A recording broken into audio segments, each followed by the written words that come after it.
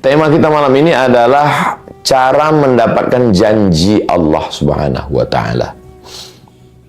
Selalu kita selesai azan, menjawab azan, kita tutup dengan doa wasilah. Allahumma rabba hadhihi ad-da'wati tammati wassalatil qa'imah. Ati sayyidana Muhammadan al-wasilata wal fadilah wasyarafa wad darajatal aliyata rafi'ah. Wa ba'athu Allahumma maqaman mahmudan alladhi wa'adtah. Ditutup dengan innaka la tukhliful mi'ad. Engkau tidak ingkar janji ya Allah. Jadi Allah kalau sudah dia berjanji, maka Allah tidak akan ingkar janji.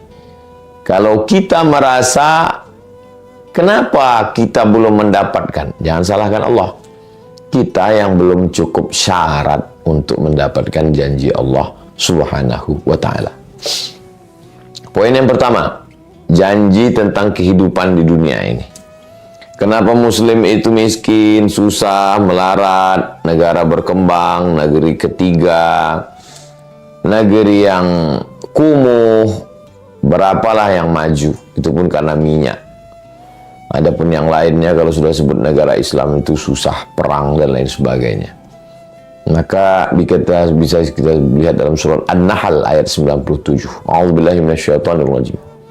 Man 'amila shaliha, siapa yang beramal saleh, min dzakarin aw unsa, laki-laki atau perempuan, wa huwa mu'minun, dia beriman, falanuhyiyannahu hayatan thayyibah, dia akan kami berikan kehidupan yang baik.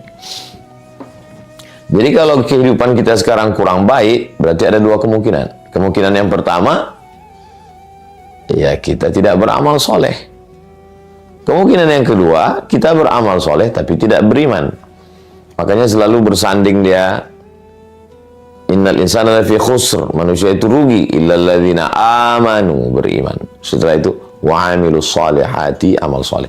Iman, keyakinan, sifatnya di dalam, motivasi, semangat, tidak kelihatan. Sedangkan amal soleh, action, gerakan, etos kerja. Ada orang yang etos kerjanya mantap, tapi dalamnya kosong. Akhirnya gaji yang didapatkan itu ya untuk foya-foya, mabuk, sakau, pacaran, seks bebas, LGBT. Akhirnya kesepian di dalam keramaian. Angka bunuh diri tinggi, stres, depresi, anxiety, bunuh diri. Apalah artinya itu? Maka tidak bahagia. Tidak hayatan thayyibah. Mungkin negara maju, Amerika, Eropa, Jepang, Korea. Tapi angka pembunuhan, nyetir sambil mabuk, kemudian hidup kesepian, atau kelihatannya beriman, masjidnya, sholatnya, jamaah hajinya, tapi susah. Kenapa? Karena tidak ada etos kerja. Nah, ini jadi saya jumpa dengan salah seorang diplomat kita yang kebetulan bekerja di KBRI, Kedutaan Besar Republik Indonesia di Kuba. Nah, sebelum di sini Ustadz Somad, saya di Kuba katanya. Fidel Castro Pak. Iya, wah sering ngisap cerutu dong. Oh saya nggak merokok Pak Ustadz. Oh gimana? Saya orangnya suka penasaran. Gimana kehidupan di Kuba itu Pak? Komunis kan, tidak bertuhan, nggak percaya sama akhirat. Mereka tuh Pak Ustadz ya nggak ada agama. Tapi kita kalau menjalankan agama nggak dilarang. Ada masjid di Kuba, ada Pak Ustadz. Boleh kita melaksanakan ibadah, tapi mereka nggak. Bagi mereka ya hidup, habis itu mati, dia meninggalkan sesuatu, dikuburkan rame, itu orang sudah baik. Apa kesan Bapak selama tegas di Kuba itu? Istri saya melahirkan Ustadz. Saya minta tolong sama dokternya. Datang dokter itu nolong 6 orang Ustadz naik sepeda, karena gaji di sana rendah. Berkeringat-keringat itu dokter naik sepeda untuk menolong proses persalinan istri saya.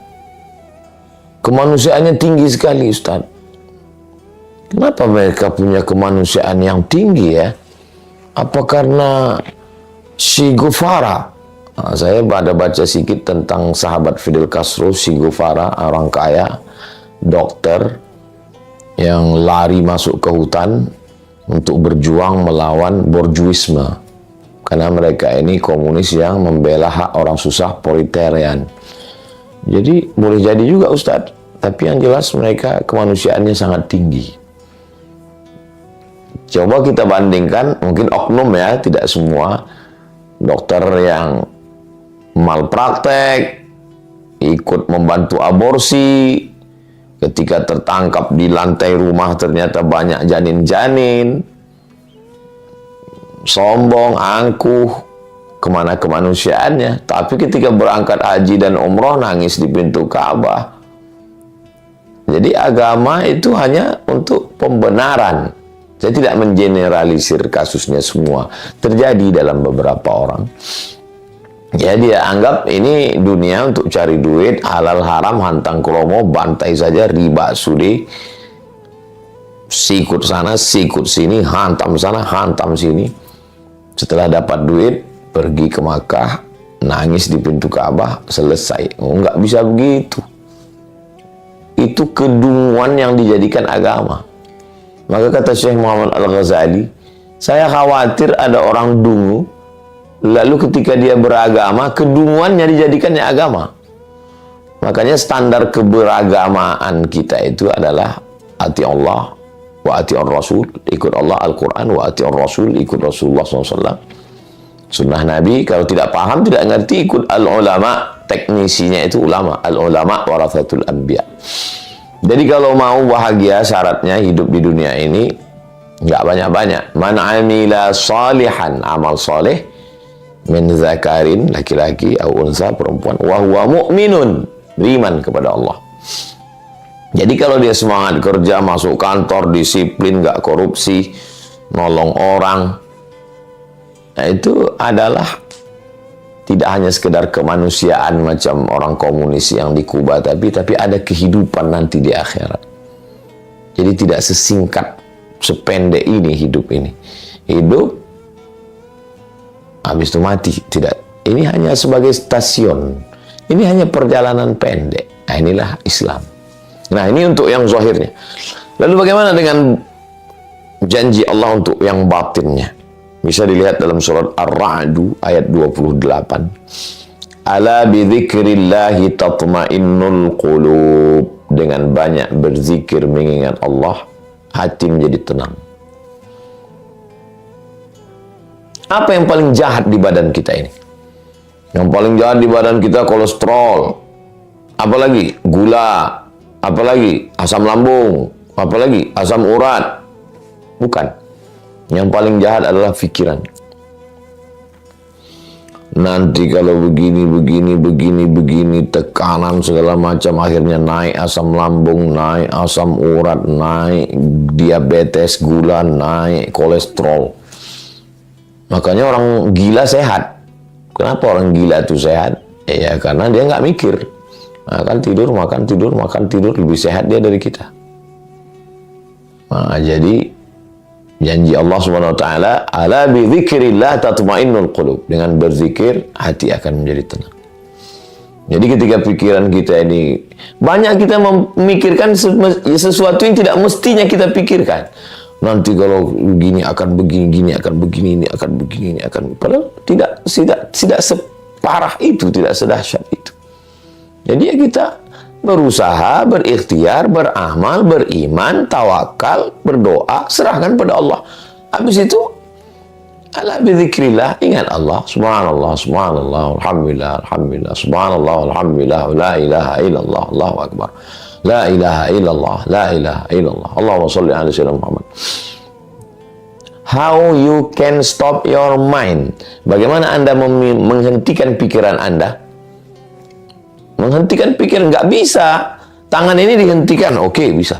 Mulut ini dihentikan, tapi menghentikan pikiran. Makanya kata Habib, banyak-banyak sholawat ya. Itu sebenarnya adalah, apa kata Kiai? Banyak-banyak tawassulan ila hadratin Nabi Mustafa Al-Fatihah, ila Syekh Abdul Qadir Al-Jilani Al-Fatihah, Syekh Bahauddin An-Naqsyabandi Al-Fatihah. Sebenarnya baca istighfar banyak-banyak, sholawat banyak-banyak, Al-Fatihah banyak-banyak, Allah, Allah, Allah, Allah, Allah 5.000. Itu sebenarnya untuk mengalihkan konsen dari ini ke sini. Karena nggak selesai dengan ini. Nggak selesai masalah hidup ini dengan ini. Maka janji Allah, kalau kau berzikir, hatimu akan tenang. Kenapa saya belum tenang? Ya karena nggak berzikir. Coba beli tasbih digital itu. Di jalan, sambil nyetir, sambil bawa motor. Allahumma sholli ala sayyidina Muhammad. Itu nggak terasa jam 100, 200, tiba-tiba udah 1.000. Rupanya sehari itu kita udah berselawat 1.000. Daripada ngomong nggak tentu arah, daripada scroll. Nah, lalu kemudian yang berikutnya, poin yang ketiga, hidup ini dua, zahir, amal soleh, iman, batin, hati tenang. Udah. Terus, apalagi fase, proses, level yang akan kita jalani? Mati. Bisa dalam surat, lihat Fussilat ayat 30. Innalladzina qalu rabbunallah. Orang yang mengucapkan rabbunallah, Tuhanku Allah. Thumma istaqamu, dia istiqamah. Istiqamah dia di situ. Senang sholat, susah sholat, lapang sholat, sempit sholat, kaya sholat. Ya, istiqamah. Tatanazzalu alaihimul malaikah, turun malaikat. Waktu sakratul maut itu turun malaikat. Apa kata malaikat? Alla takhafu, jangan kau takut. Wala tahzanu, jangan kau sedih. Ini janji Allah nih. Ternyata orang yang mau mati itu ada dua perasaan. Perasaan yang pertama takut. Takut sakratul maut, takut mungkar nakir, takut pertanyaan, takut azab kubur, takut hari kiamat, takut titian siratal mustaqim, takut hisab, takut masuk neraka. Janji Allah, kalau kau istiqamah, alla takhafu, jangan takut. Yang kedua, sedih. Sedih meninggalkan istri, sedih meninggalkan anak, sedih meninggalkan jamaah, sedih meninggalkan rumah, sedih meninggalkan mobil, motor, harta, kawan-kawan semua. Kata malaikat, wala tahzan. Setelah itu, hilang takutnya, hilang sedihnya, ditanamkan kebahagiaan. Wa absyiru, berbahagialah.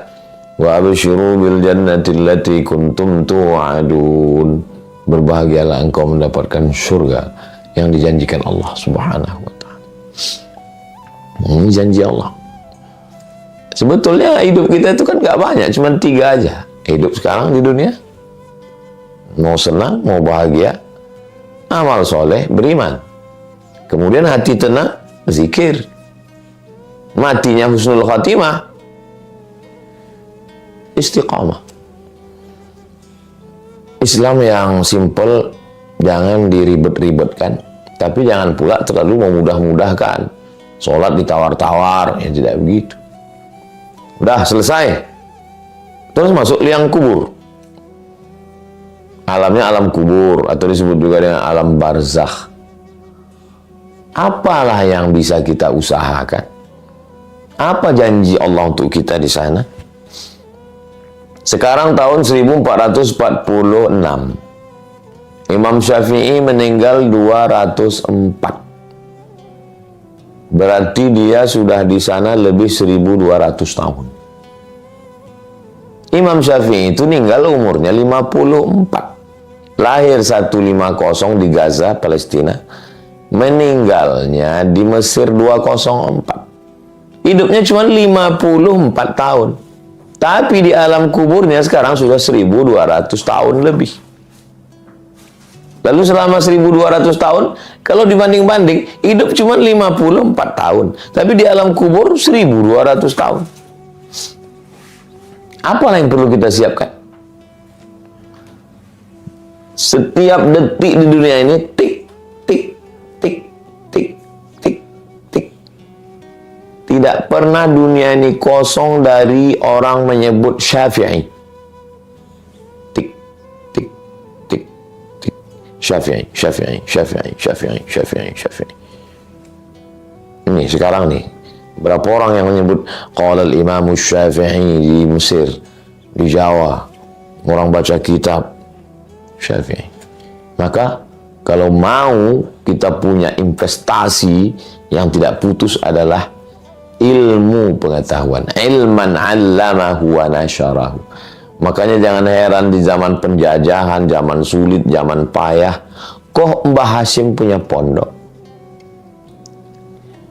Ini pondok Mbah Hashim, Tebu Ireng, ini pondok Mbah Wahab, Tambak Beras, ini pondok Mbah Bisri Sansuri, ini pondok Darul Ulum.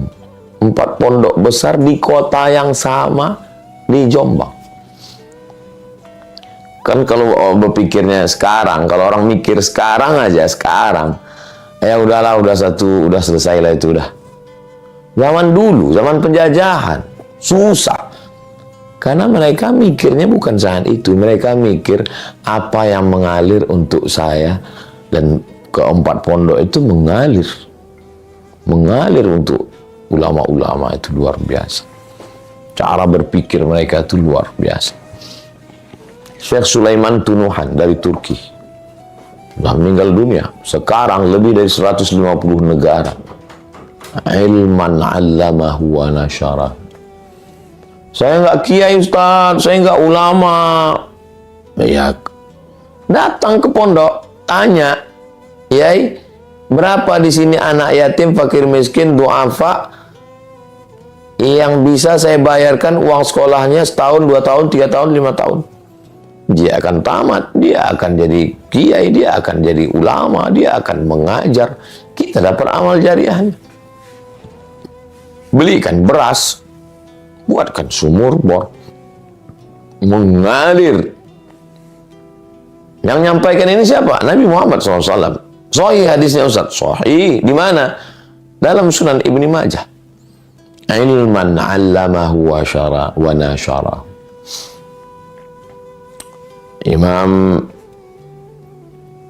Hanafi, Imam Maliki, Imam Syafi'i, Imam Hanbali, Imam Ibnu Hajar Al-Asqalani, Imam An-Nawawi, Imam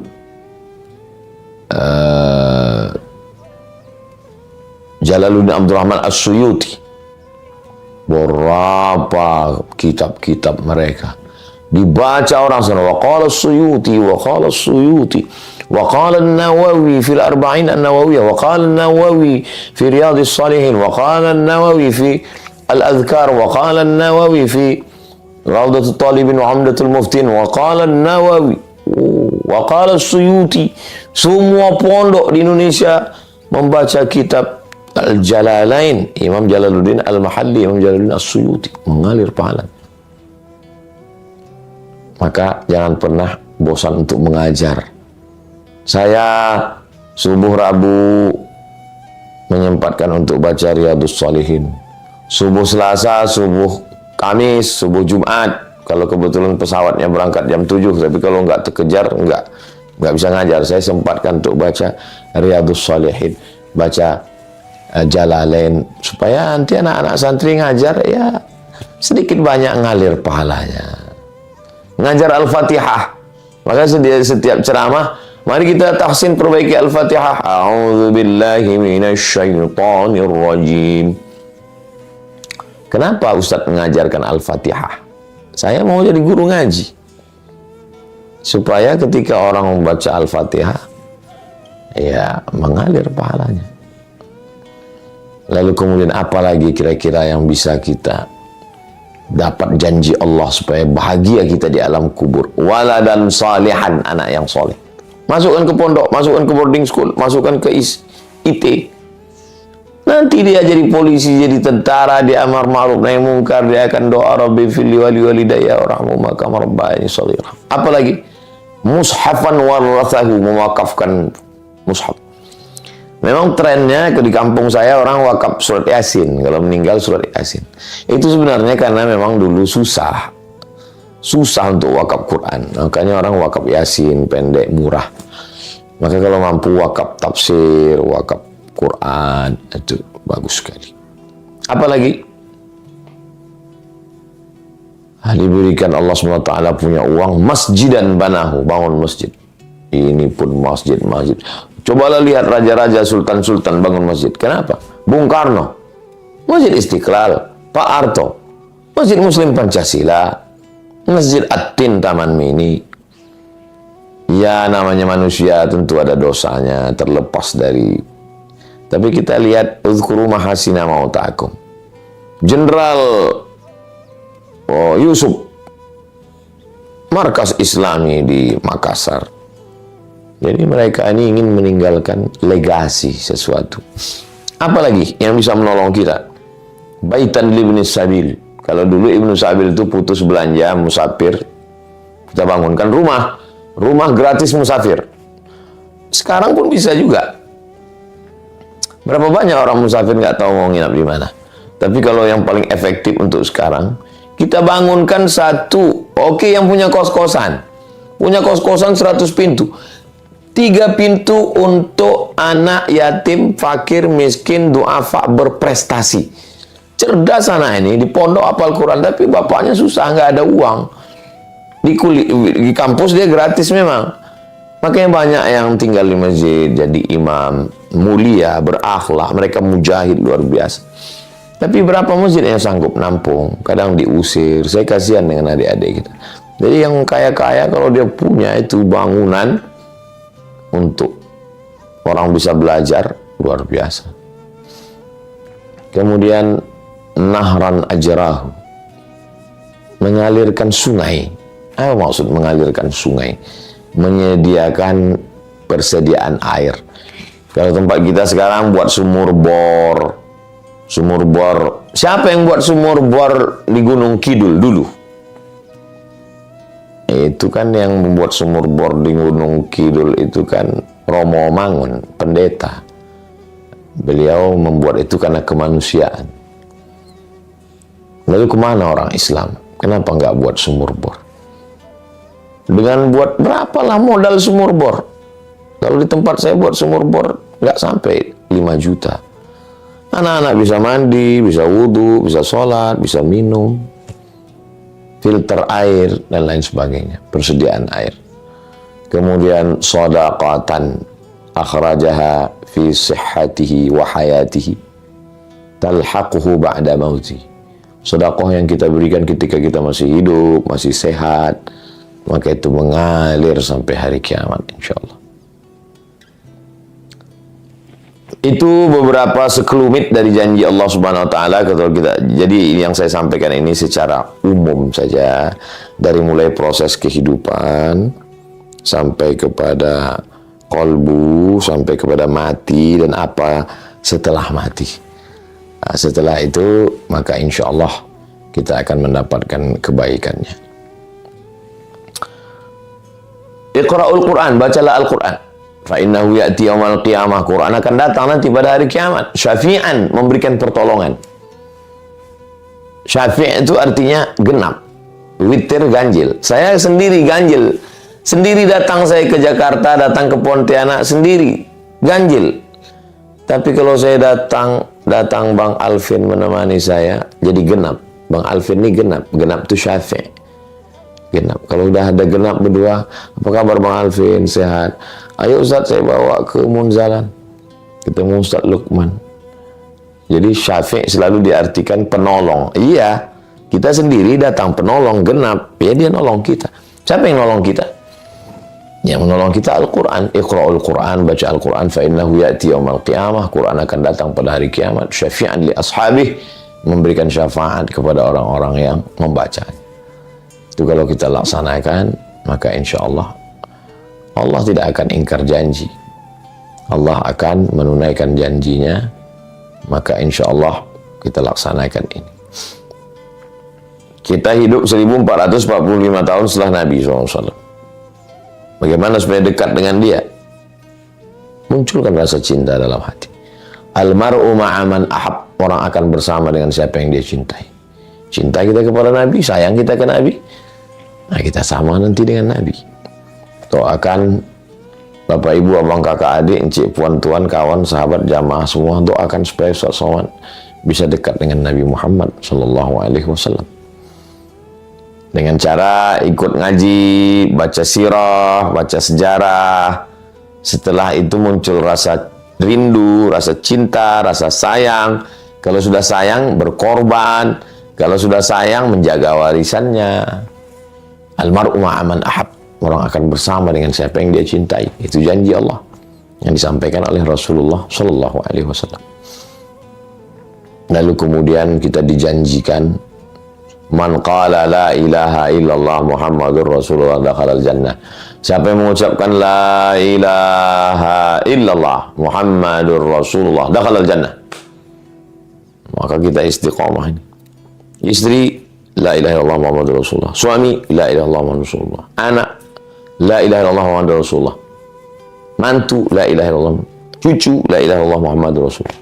Aqidah, siapa yang mengucapkan la ilaha illallah Muhammadur Rasulullah dakhalal jannah, masuk surga. Janji Allah SWT. Masa iya la ilaha illallah Muhammadur Rasulullah masuk surga? Imam Ibnu Qayyim Al-Jauziyah ketika ditanya, apa iya Imam, siapa yang mengucapkan la ilaha illallah Muhammadur Rasulullah dapat kunci surga masuk? Ya, dapat kuncinya. Cuman kuncinya belum ada giginya. Gitu. Kunci kalau nggak ada giginya ya nggak kebuka. Giginya itu apa? Ya ibadah. Kalau sudah la ilaha illallah Muhammadur Rasulullah, sholat. Kalau sudah la ilaha illallah Muhammadur Rasulullah, puasa, bayar zakat, haji dan umrah, berjihad. Jangan aniaya orang, jangan zolimi orang. Bukan mantra bim salah bim abrakadabra, la ilaha illallah Muhammadur Rasulullah, mabuk, la ilaha illallah Muhammadur Rasulullah, itu namanya munafik. Lain di mulut, lain di hati. Orang munafik di mana letaknya? Innal munafiqina fid darkil asfal. Orang munafik itu pada level terendah minan nar, dari api neraka. Fid darkil asfali minan nar. Ini neraka itu pintunya ke atas, apinya di bawah, yang paling panas keraknya di bawah. Itulah tempatnya orang yang lain di mulut, lain di bibir, lain di hati, lain cakap, lain perbuatan.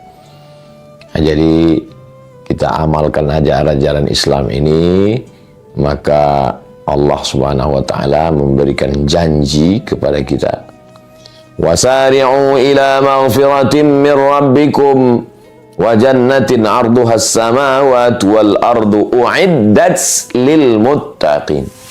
Wasari'u, bersegeralah, cepat, jangan tunda. Ila maghfiratin, kepada ampunan Allah, taubat. Nantilah, nunggu tua dulu lah, nunggu pensiun lah, nunggu buat rumah lah, nunggu anak kuliah lah, nggak bisa gitu. Wasari'u, bersegera. Wasari'u ila maghfiratin min rabbikum wa jannatin, bersegera berlomba-lomba untuk dapatkan surga Allah. Arduhas samawati wal ard, luasnya seluas langit dan bumi. Untuk siapa? U'iddat lil muttaqin, yang dijanjikan Allah untuk orang-orang yang bertakwa. Takut zina bukan karena polisi, takut pacaran bukan karena ayah, takut selingkuh bukan karena suami, tapi takutnya karena Allah. Makanya di antara doa, Allahumma qsim lana min khasyiatik, tanamkan rasa takut dalam hati kami, ma yahulu bainana wa baina ma'asik. Dengan rasa takut itu membuat kami tidak jadi melakukan perbuatan maksiat. Niatnya ada tapi tak jadi. Kita sama berdoa, mudah-mudahan kita termasuk yang mendapatkan janji Allah, dan kita istiqamah, beramal soleh, beriman, berzikir, istiqamah, menyebarkan ilmu, mendidik anak soleh, mewakafkan mushaf dan kitab-kitab Islami, membangun masjid, membangun rumah untuk asrama, kos-kosan untuk anak-anak tidak mampu, mengalirkan air, memberikan sedekah, membaca Al-Quran, bersegera, tidak menunda-nunda amal. Mudah-mudahan kita termasuk orang yang minalladzina yastami'una al-qawla fayattabi'una ahsanah. Jadikan kami orang-orang yang mendengarkan ucapan yang baik lalu mengiringinya dengan amal yang baik. Allahumma rzuqnal istiqamata ala syari'atil gharra wa tariqatil bayda. Berikan kami istiqamah dalam iman dan Islam. La tada' lana dzamban illa ghafartah, ampunkan dosa kami, wala dainan illa qadaitah, tolong lunaskan hutang piutang kami, bantu kami supaya lunas dari hutang piutang riba ya Allah. Wala maridan illa syafaitah, sembuhkan penyakit kami, saudara kami, orang tua kami, sahabat kami, anak kami, kawan kami, jamaah kami yang sakit, angkat penyakitnya. Saudara kami, guru kami, orang tua kami yang sudah mendahului kami, Allahumma ighfir lahum warhamhum wa'afihim wa'fu anhum. Allahumma jma'na ma'al habibil mustafa fi jannatikal ula, masukkan kami ke surga bersama Rasulullah SAW. Waktu bis salihati amalana, tutup umur kami dengan husnul khatimah. Wa sallallahu alaihi wa sallam Muhammad wa ala alihi wa sallam, walhamdulillah rabbil alamin.